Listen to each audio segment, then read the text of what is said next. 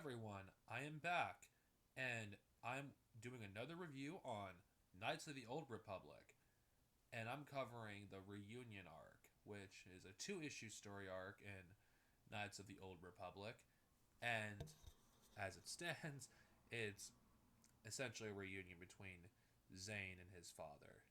Now, this story is pretty much comic relief compared to the past few issues. So I feel like these issues were there to relieve the tension for like the next story arc. I would assume. I mean, in my opinion, there was a lot of funny moments in this issue. Between I mean, it was a lot of fun. This issue, it really was. I mean, sure, nothing big happened story wise, but to be honest with you, I enjoyed the character dynamics between Zane and his band of misfits. It was a lot of fun. This issue was it really was a lot of fun.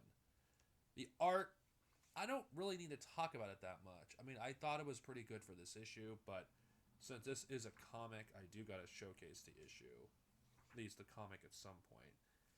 I do feel like the art represents the tone of this issue. It truly does.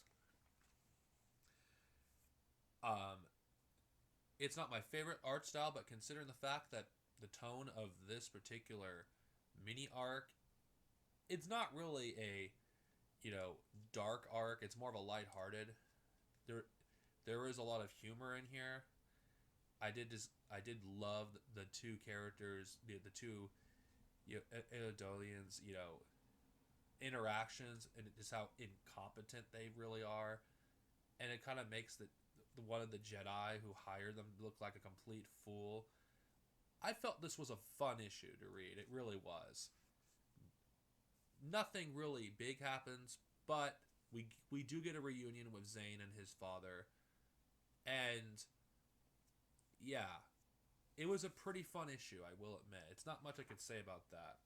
I mean, I do appreciate them doing something like that to relieve the tension, considering what happened the last time I read this series. Now, the unfortunate thing is, this is something that a lot of people know about me. I hate when artists suddenly change between issues because they don't sync very well. And that's the problem I have with this particular arc.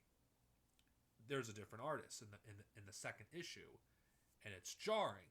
The first issue, the art is pretty good, but in the second issue, I don't know what happened.